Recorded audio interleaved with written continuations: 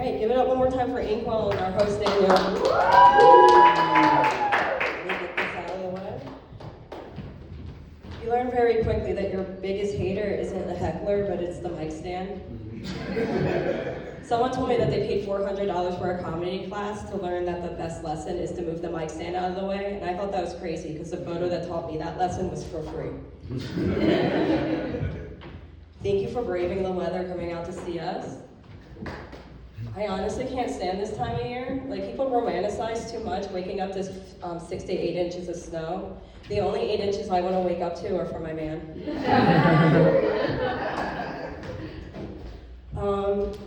I'm really excited for the show. I'm really thankful for the show. It broke an 11-month dry spell I was going through. Like, shit was getting desperate. Like, if this had come 5 minutes later, the phone call to my mom wouldn't have been I got booked for 5 minutes. It would have been I got booked for assault.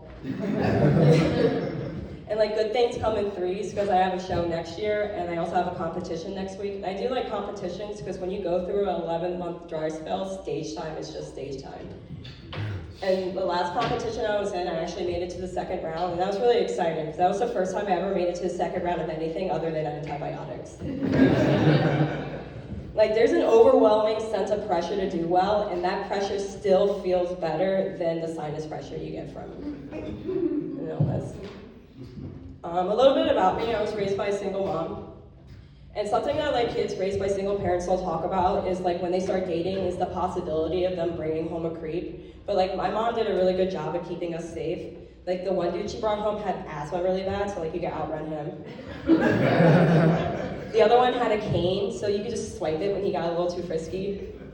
The last guy she brought home would say scrimp, and all you had to do was tell him to spell it, and you got like a 10-minute head start. A little bit more about me is I'm half black, half white. I'll settle any type of confusion you had. But like apparently that makes you like Puerto Rican in the wintertime and like Dominican in the summer.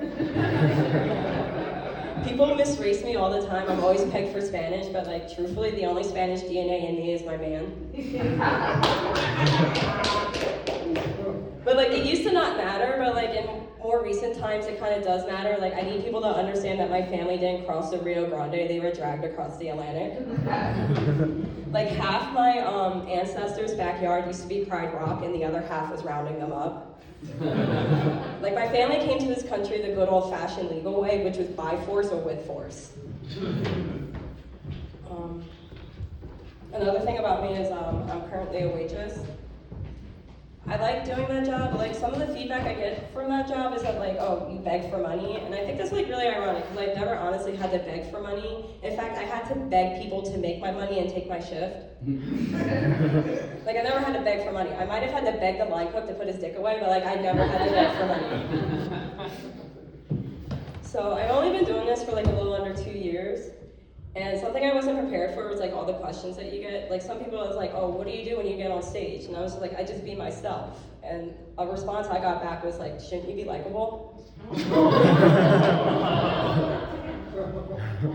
Another question I get asked is like, how does it feel to get up on stage and do comedy? And like honestly, it feels like a guy having sex. Because there's a lot of pressure to last 5 minutes. And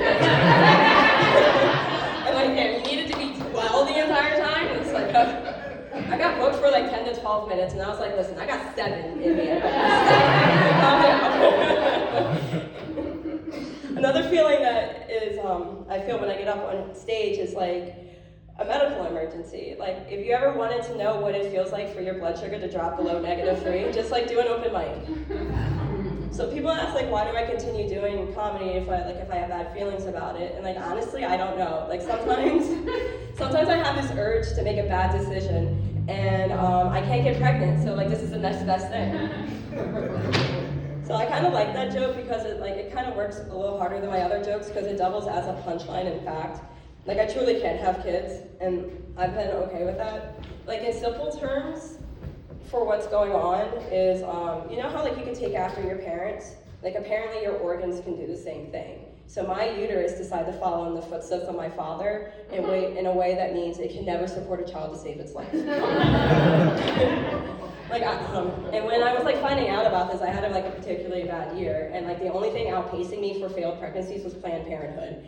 And like that wasn't the type of competition I needed. But like honestly, I'm okay with it. I come to terms with it. Most people my age have like 3 kids, but like I'm on my 3rd vacation. So I think I did pretty well for myself. All right, y'all. I got the light. It's been amazing. You guys enjoy the rest of your time here.